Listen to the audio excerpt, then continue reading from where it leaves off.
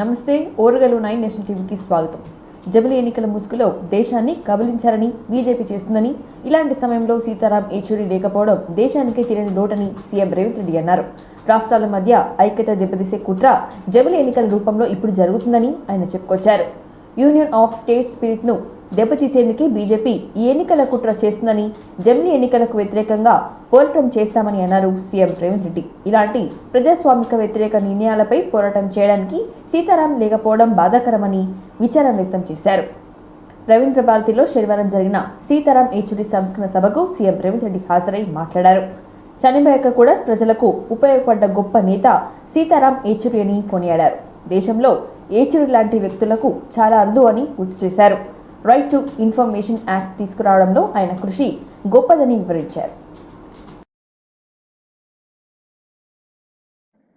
CPIM జాతీయ ప్రధాన కార్యదర్శి వరకు దశాబ్దాల కొద్దీ ప్రజా సమస్యల మీద, ప్రజాస్వామిక వేదికల మీద వారు మన యొక్క కీర్తిని, మన యొక్క గొప్పతనాన్ని ఈ ప్రపంచానికి సాటిండు అని చెప్పి నేను గర్వంగా చెప్పగలను.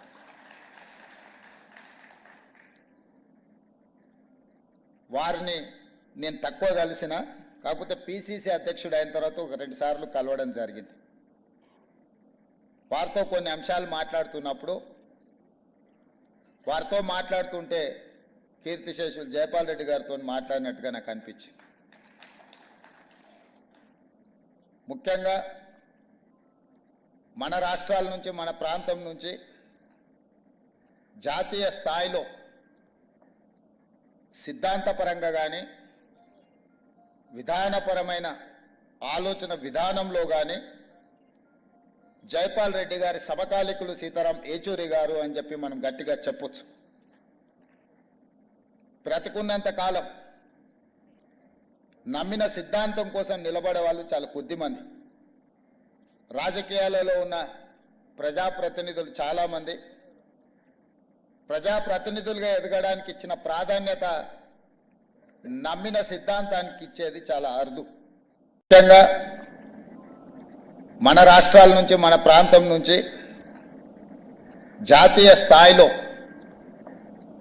సిద్ధాంతపరంగా కానీ, విధానపరమైన ఆలోచన విధానంలో కానీ జైపాల్ రెడ్డి గారి సమకాలికులు సీతారాం ఏచూరి గారు అని చెప్పి మనం గట్టిగా చెప్పొచ్చు. బ్రతికున్నంత కాలం నమ్మిన సిద్ధాంతం కోసం నిలబడే వాళ్ళు చాలా కొద్దిమంది. రాజకీయాలలో ఉన్న ప్రజాప్రతినిధులు చాలామంది ప్రజాప్రతినిధులుగా ఎదగడానికి ఇచ్చిన ప్రాధాన్యత నమ్మిన సిద్ధాంతానికి ఇచ్చేది చాలా అరుదు. ఆ నమ్మిన సిద్ధాంతం కోసమే ఆఖరి శ్వాస వరకు నిలబడ్డ వ్యక్తి కామ్రేడ్ సీతారాం ఏచూరి గారు. ముఖ్యంగా మన రాష్ట్రాల నుంచి, మన ప్రాంతం నుంచి సిపిఎం జాతీయ ప్రధాన కార్యదర్శి సీతారాం ఏచూరి సంస్కరణ సభలో రవీంద్ర భారతిలో సిపిఎం రాష్ట్ర కమిటీ ఆధ్వర్యంలో జరిగింది. ఈ సభలో BRS working president KTR, TJS రాష్ట్ర అధ్యక్షుడు ఎమ్మెల్సీ కోదండరాం మాట్లాడారు. BRS working president KTR Sitaram ఏచూరికి నివాళులర్పించారు. ఎవరు ఎప్పుడు ఏ పార్టీలో ఉంటారో తెలియని ఈ రోజుల్లో సీతారాం ఏచూరి ఒకే పార్టీలో ఉన్నారని, ఉన్నత కుటుంబంలో పుట్టి అణగారిన వర్గాల వారి కోసం సీతారాం ఏచూరి పోరాడారని కేటీఆర్ అన్నారు. సీతారాం ఏచూరి జీవితం మా అలాంటి యువ నాయకులకు ఆదర్శమని కేటీఆర్ అన్నారు. వారి పార్టీలు వేరైనా, సిద్ధాంతాలు వేరైనా, ఉద్యమాల నుంచి పుట్టిన బిడ్డలుగా మాది రక్త సంబంధం అంటూ ప్రజాస్వామ్యం ప్రమాదంలో ఉన్నప్పుడు మౌనంగా ఉండటం ప్రమాదకరమని అన్నారు. రాజ్యాంగం అపహాస్యమైన ప్రతిసారి మేం ప్రశ్నించామని అన్నారు. రాష్ట్ర కార్యదర్శి తమ్మినేని గారు, పెద్దలు, వేదికపైన ఆసీనులైన గౌరవనీయులు శ్రీ బివి రాఘుల్ గారు, పెద్దలు నాగర్ కర్నూల్ పార్లమెంట్ సభ్యులు శ్రీ మల్లు రవి గారు, గౌరవనీయులైన శాసన మండలి సభ్యులు పెద్దలు కోదండరాం గారు, గౌరవ శాసనసభ్యులు పెద్దలు, పూర్వాశ్రమంలో మీతో పాటు కలిసి పనిచేసిన మిత్రులు, ఈరోజు మా శాసనసభ్యులు సోదరుడు పల్లా రాజేశ్వరరెడ్డి గారు, గౌరవనీయులు సహచర శాసనసభ్యులు మాగంటి గోపీనాథ్ గారు, శాసనసభ్యులు పెద్దలు శ్రీ ముఠా గోపాల్ గారు, అంబర్పేట శాసనసభ్యులు పెద్దలు కాలేరు వెంకటేష్ గారు, వేదికపైన ఆసీనులైన మహామహులందరికీ పేరు పేరున సిపిఎం రాష్ట్ర నాయకులకి, అదేవిధంగా నలుమూలల నుంచి, తెలంగాణ నలుమూలల నుంచి, అదేవిధంగా ఆంధ్రప్రదేశ్ నుంచి కూడా విచ్చేసిన సోదరులందరికీ కూడా హృదయపూర్వకంగా నమస్కారం. కామ్రేడ్ సీతారాం గారికి మరొకసారి మా పార్టీ తరఫున కూడా హృదయపూర్వకంగా వినమ్రంగా వారికి జోహార్లు అర్పిస్తూ, పదవుల చుట్టూ పరిభ్రమించే ఈనాటి రాజకీయాల్లో మరి స్థిరంగా సిద్ధాంతం చుట్టూ నిలబడ్డ నిబద్ధత ఉన్న నాయకుడు గౌరవనీయులు శ్రీ సీతారాం యెచూరి గారు. ఎప్పుడు ఏ కండువా మారుస్తారో తెలియని ఫిరాయింపుల ఈ కాలంలో కడదాకా కమ్యూనిస్టుగా బతికిన ఆదర్శ నేత, ఢిల్లీలో వెలిగిన అసలైన హైదరాబాదీ బిడ్డ యెచూరి గారు. హైదరాబాదీ బిడ్డ అని ఎందుకంటే రోడ్ యువతల గ్రామర్ స్కూల్లో, అదేవిధంగా వారి తర్వాత నిజాం కాలేజీలో గ్రాడ్యుయేషన్ చేశారు. నేను ప్రజల రాజకీయం వేరు, మేము ఓట్ల రాజకీయంలో వెనుకబడ్డా ప్రజల కోసం జరిగే పోరాటంలో మాత్రం ముందున్నాం, ప్రజల మనసులో ఉన్నామని ఆయన ఒకసారి చెప్పిన మాట నాకు బాగా గుర్తున్న మాట. నాయకులుగా, పాలకులుగా ఉండి పోరాటాలంటే తెలియని వారు ఎందరో ఉండొచ్చు. ప్రజలంటే కేవలం ఓటు బ్యాంకులుగా మాత్రమే చూసేవారు ఇంకెందరో ఉన్నారు.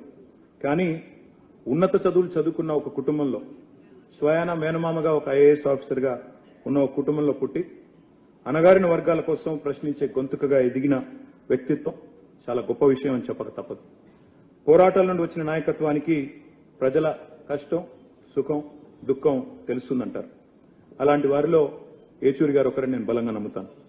తిట్లు, ఎమర్జెన్సీ చీకటి రోజుల్లో జైలు జీవితం తర్వాత భారతదేశంలో ఆనాడు అత్యున్నత స్థానంలో ఉన్న శ్రీమతి ఇందిరాగాంధీ గారి ముందు అపహాస్యం చేస్తున్న ఈ రోజుల్లో నిజంగా రాజ్యాంగాన్ని బలంగా నమ్మిన త్రికరణ శుద్ధితో ప్రజా సమస్యల పట్ల అవగాహనకి యెచూరి గారి జీవితం తప్పకుండా ఆ భావన మాలో బలంగా ఉంది. Threatened silence is complicity. తనైన పోరాటం చేద్దూనే ఉందాం. ప్రశ్నించే గొంతుకలు అణచివేయబడితే వారికి అండగా నిలబడుతూనే ఉంటాం. అదే మనందరం కూడా యెచూరి గారికి మనస్ఫూర్తిగా ఇవ్వగలిగే నివాళి అని నేను భావిస్తా ఉన్నాను. మల్లన్న సాగర్ కు వచ్చిన వాటర్ ఎల్లంపల్లికి నీలే అని మంత్రి పొన్నం ప్రభాకర్ స్పష్టం చేశారు. దీనికి మాజీ మంత్రి హరీష్ రావు సమాధానం చెప్పాలని డిమాండ్ చేశారు. బీఆర్ఎస్ నిర్లక్ష్యం వల్ల జరిగిన నష్టాన్ని మేనేజ్ చేసేందుకే ఆయన ప్రయత్నం చేశారని మండిపడ్డారు. కేసీఆర్ నిర్లక్ష్యం వల్లే కాళేశ్వరం ప్రాజెక్టు పనికి రాకుండా పోయిందని అన్నారు. గాంధీ భవన్లో పొన్నం మీడియా సమావేశం నిర్వహించారు. 2009 నుంచి 14 వరకు నేను ఎంపీగా ఉన్న సమయంలోనే ఎల్లంపల్లి ప్రాజెక్టు పూర్తయిందని, వైఎస్ఆర్ ప్రారంభించిన ప్రాజెక్టు ప్రారంభోత్సవానికి వస్తానని నాటి సీఎం కిరణ్ కుమార్ రెడ్డి చెబితే తెలంగాణ వ్యతిరేకివి, నువ్వు ఎలా వస్తావు, వస్తే హెలికాప్టర్ పేల్చేస్తా అని నేను హెచ్చరించా. ప్రాణహిత ప్రాజెక్టులో Yellampalli, Nandi Medaram, Lakshmi barrage, mid Maner, Anantagiri reservoir, Ranganayak Sagar, Mallanna Sagar, Kondapochamma సాగర్లు ఉన్నాయి. రీడిజైన్ చేసిన ఇంజనీర్ కేసీఆర్ కట్టుకథలు అల్లారు. మిడ్ మానేర్ నుంచి వరంగల్ వరకు రిజర్వాయర్లు నింపింది ఎల్లంపల్లి నుంచే. హరీష్ రావు హార్డ్ వర్కర్, ఆయనకు కష్టపడి తత్వం ఉందని ఆయన తెలిపారు. సంబంధించి ఆగిపోయిన పనులు పూర్తి చేసిన మాత్రాన నువ్వే దాని రూపకల్పన చేసినా ఎట్లా చెప్పుకుంటావు? నేను మళ్ళీ చెప్తాను, ఒక మనిషి రూపంలో ప్రాణహిత చేవెళ్ళ రూపొందిస్తే దాని పేరు ప్రాణహిత చేవెళ్ళ అయితే, ఒక తలను మార్చి దాని పేరు కాళేశ్వరం పెట్టినంత మాత్రాన మనిషి రూపంలో ఉన్న ఎల్లంపల్లి, మిడ్మానేర్, మిగతా కింది ప్రాజెక్టుల రూపం మారదు. అది మారకపోతే, అది ఉపయోగించుకుంటుంటే అది తల వల్ల మాత్రమే జరుగుతుందని చెప్పుకుంటే పొరపాటు అవుతుంది. కాళేశ్వరం ఫెయిల్ అయింది, కాళేశ్వరం నిష్ప్రయోజనమైంది. కాళేశ్వరం చుక్క నీళ్లు కూడా ఎల్లంపల్లికి ఎత్తిపోయబడలేదు. ఎల్లంపల్లి నుంచి ఉన్న నీళ్లు, గోదావరి నుంచి వచ్చిన నీళ్లను ఆపుకొని సరి అయిన ప్రాపర్ మేనేజ్మెంట్ ద్వారా ఇవాళ పేరు ఎట్లా వస్తుంది? హరీష్ రావు ఏం మ్యాజిక్ అన్న ప్రాజెక్ట్ ఓపెనింగ్కి వస్తాయన్నటువంటి మాటలు ఈ సందర్భంగా జ్ఞాపకం చేస్తున్నాం. అంటే దాని తర్వాత సాంకేతికంగా పోలీసులు, ఇతరత్ర ఇరిగేషన్ పడడం కారణంగా నీళ్లు ఎట్లెట్లా ఎల్లంపల్లి మీరు పెట్టిన ఖర్చంతా ప్రాజెక్టుల మీద, ప్రాజెక్టు కట్టినారే అనేటువంటి మాట బాధపడ్డం తప్ప మిమ్మల్ని ఎన్నడూ నిందించలే. కానీ మీరు నిన్న మల్లన్న సాగర్ పోయి అడుగుతూ ఉన్నారు, ఈ నీళ్లు కాళేశ్వరమియా ఎల్లంపల్లి అని. నేను కూడా అదే ప్రశ్న మళ్ళీ అడుగుతా ఉన్నా ఈరోజు ప్రభుత్వం పక్షాన. మీరు ఇరిగేషన్ మంత్రి, నేను ఇరిగేషన్ మంత్రి కాదు. ఇటువంటి పనులు వద్దు.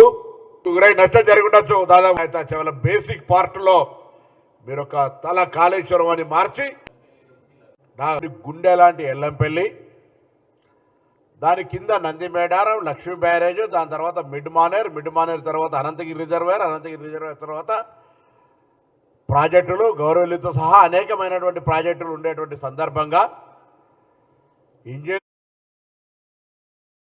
వరంగల్ జిల్లా ప్రధాన న్యాయమూర్తి నిర్మల గీతాంబ మరియు హన్మకొండ ఇన్ఛార్జ్ ప్రధాన న్యాయమూర్తి అపర్ణదేవి నిర్వహించిన ప్రింట్ అండ్ ఎలక్ట్రానిక్ మీడియా సమావేశంలో ప్రధాన న్యాయమూర్తులు మాట్లాడుతూ జాతీయ రాష్ట్ర న్యాయ సేవాధికార సంస్థల ఆదేశం అనుసరించి వరంగల్ జిల్లా న్యాయ సేవాధికార సంస్థ రోజున జాతీయ లోక్ అదాలత్ను వరంగల్ హన్మకొండ జిల్లా కోర్టులో నర్సంపేట్ పరకాల మండలం కోర్టులోని నిర్వహించడానికి అన్ని ఏర్పాట్లు పూర్తి చేశారని తెలిపారు.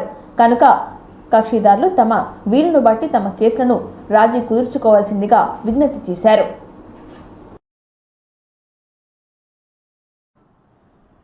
న్యాయాధికార సంస్థ తరఫున వరంగల్ న్యాయాధికార సంస్థ తరఫున మీ అందరికీ శుభోదయము.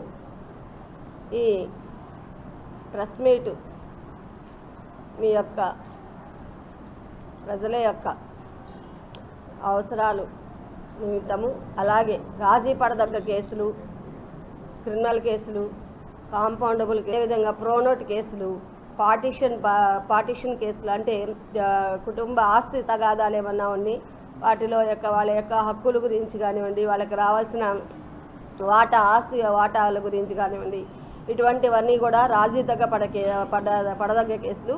ఇటువంటి కేసులన్నిటిని కూడా రాజీ చేయడం కోసం అనేసి మన జాతీయ న్యాయ సేవాధికార సంస్థ ఈ నెల 28/9/2024 అంటే శనివారము, నెక్స్ట్ శనివారం వచ్చే శనివారం రోజు న్యాయ సేవాధికార సంస్థ జిల్లా మొత్తం కూడా అదే డిస్టిక్ లెవెల్లో ఉన్న మీకు వచ్చే ఉపయోగాలు ఏమంటే దాని మీద అప్పీల్ ఉండదు, వెంటనే మీ సమస్యలు పరిష్కారం అవుతాయి, సామరస్యంగా పరిష్కారం, ఎవరికి అన్నిటినీ కూడా సమస్యను బెంచెస్ ఇచ్చి మీ సమస్యలని సామరస్యంగా పరిష్కరించుకునే విధంగా మీకు సహాయం చేయగలరు.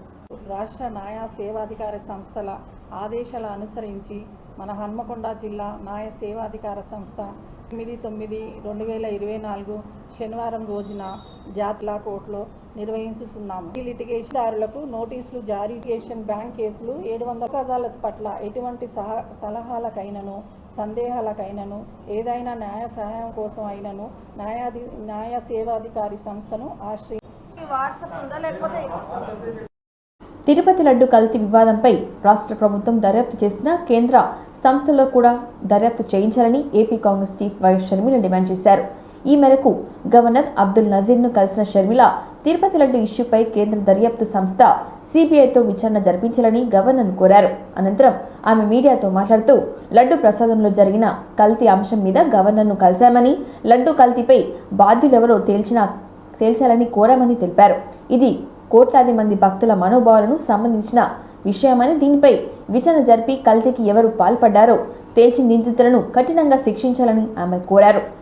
ఎన్డీడీబీ రిపోర్ట్ ప్రకారం లడ్డూలో వాడే నెయ్యి కల్తీ జరిగిందని, ఫిష్, బీఫ్, పిగ్ కొవ్వు నూనె ఉందని తేలిందని అన్నారు. స్వామివారి ఆదాయం దాదాపు ఏడాదికి 3,000 కోట్లకు పైగానే వస్తుందని, ప్రపంచంలోనే అత్యంత ధనవంతుడైన వెంకటేశ్వరుడి స్వామి ప్రసాదం కల్తీ చేయవలసిన పరిస్థితి ఎందుకు వచ్చిందని ప్రశ్నించారు షర్మిల.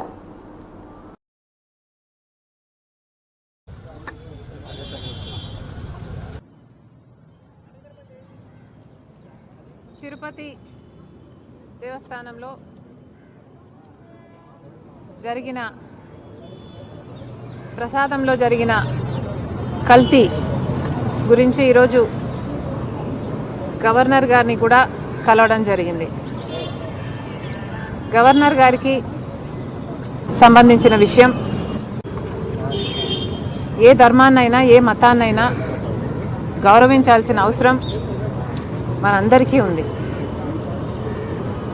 అలాంటిది ఈరోజు కోట్ల మంది ప్రజలకు ఇది ఎఫెక్ట్ అవుతుంది అంటే ఆలోచిస్తే కూడా బాధేస్తుంది. విషయం ఏమిటి అంటే ఘీలో ఉన్న పదార్థాలు fish oil, beef tallow, pork fat కూడా ఉంది అని NDDB national dairy development board చెప్పిన రిపోర్టు ఇదైతే, ఇంకొక అంశము వీళ్ళు కొనుగోలు చేసిన నెయ్యి రేటు. నైవేద్యానికేమో 1600 రూపాయలు 600కు ఓకే చెప్పి కనీసం ఇంగితం లేకుండా ఆ టెండర్లు ఓకే అయిపోయాయి.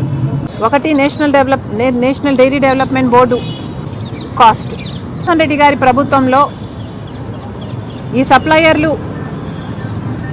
ఏ సప్లయర్లను అయితే వాళ్ళు చూస్ చేశారో, ఏ టెండర్లను అయితే వాళ్ళు ఓకే చేశారో, అవే టెండర్లు, అవే సప్లయర్లు ఇచ్చిన శాంపుల్స్ ప్రకారం 2 నెలల పాటు ఎందుకు ప్రజలకు చెప్పలేదు అని ఏ ఎంక్వైరీ జరిగినా కోరడం జరిగింది. బడ్జెటే 5000 కోట్లు అయినప్పుడు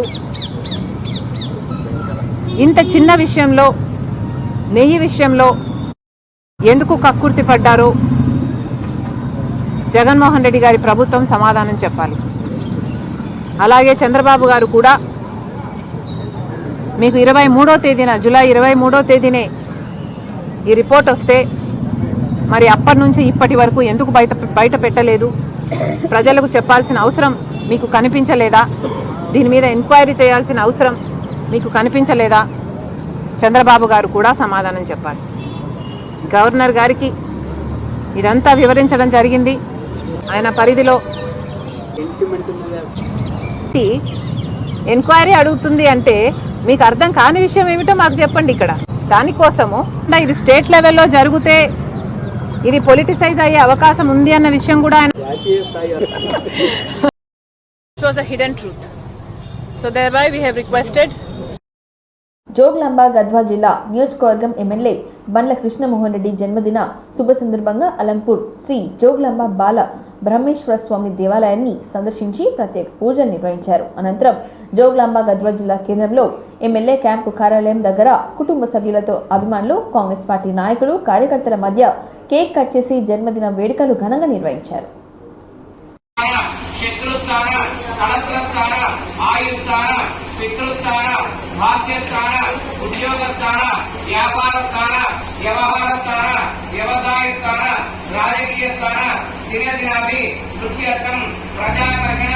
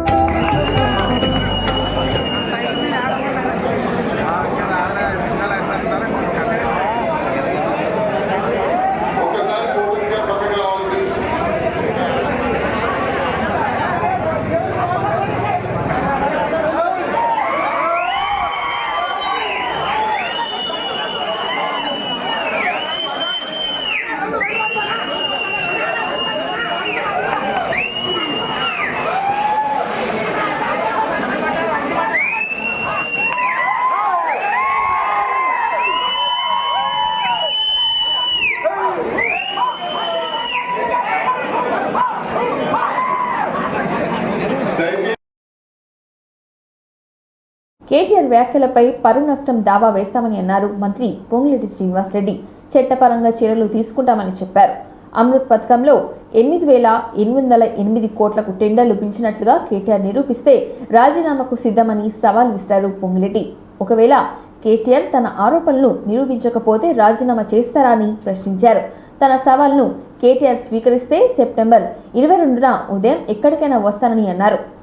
స్పీకర్ ఫార్మాట్లో ఇద్దరం రాజీనామా చేద్దామంటూ కేటీఆర్కు సవాల్ విసిరారు మంత్రి Ponguleti Srinivasa Reddy.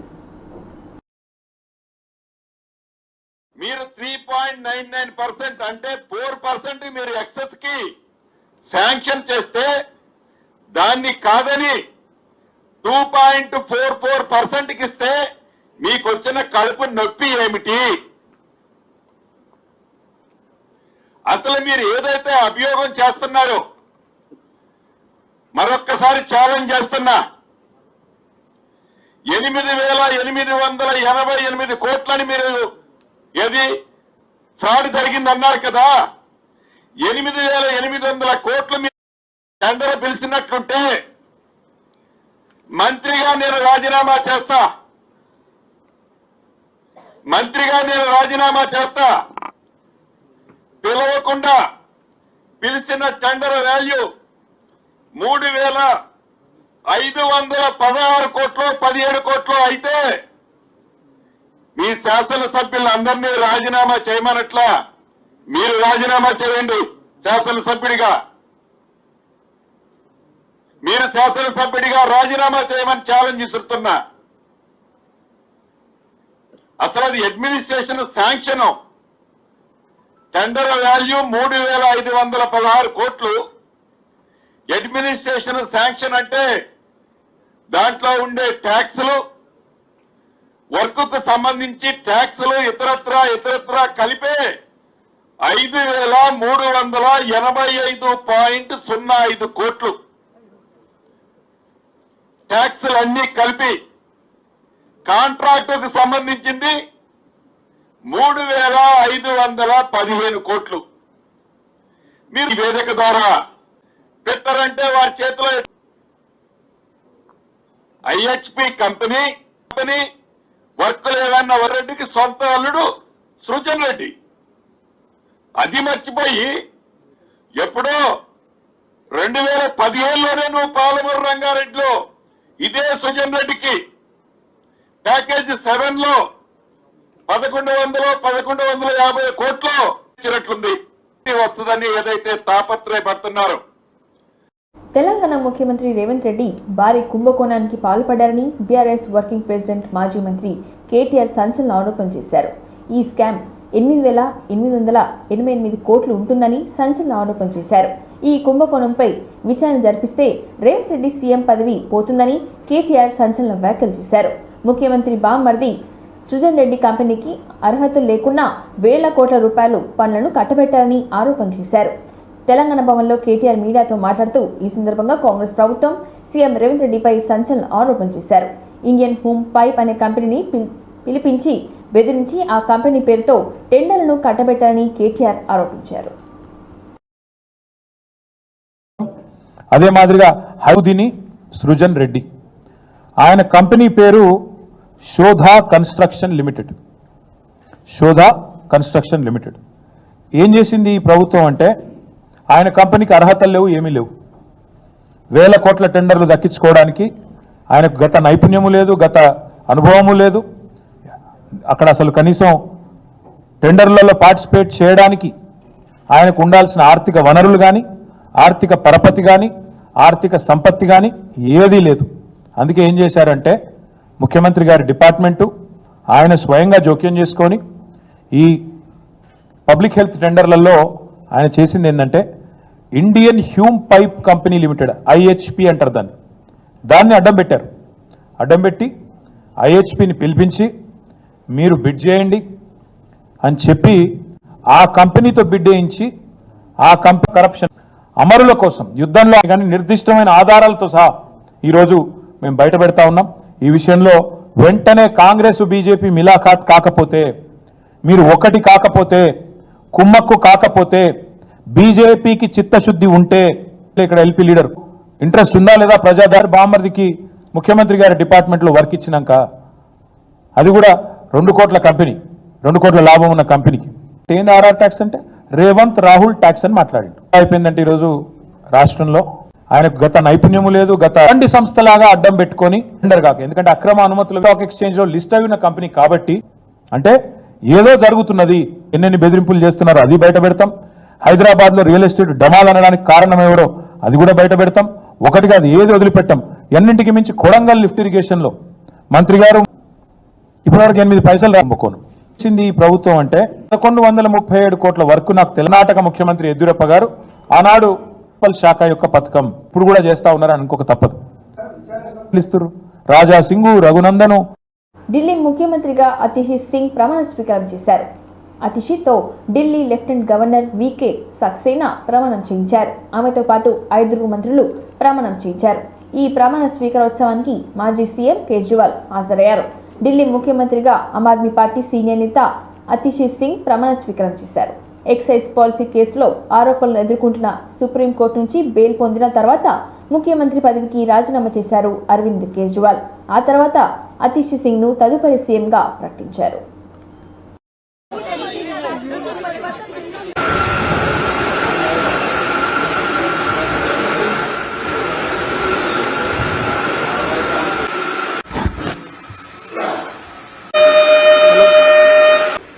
The oath of secrecy to Minister Designate in the Council of Ministers, Shri Saurabh Bhardwaj.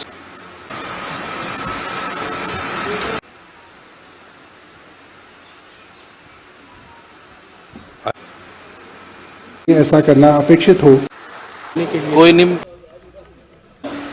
श्रद्धा और निष्ठा रखूंगा, पहलावत के अनुसार न्याय करूंगा।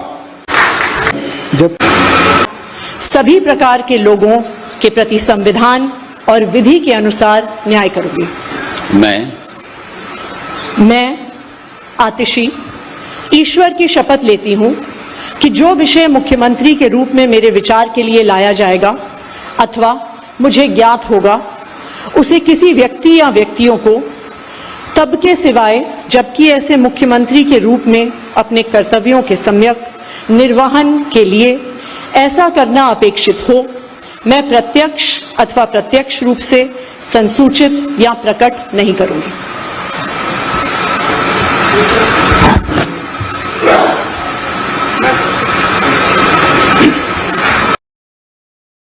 ఢిల్లీ ఇంతటితో వార్తలు సమాప్తం. మరిన్ని వార్తలతో మళ్ళీ కలుద్దాం. చూస్తూనే ఉండండి ఓర్గలు 9 నేషనల్ టీవీ.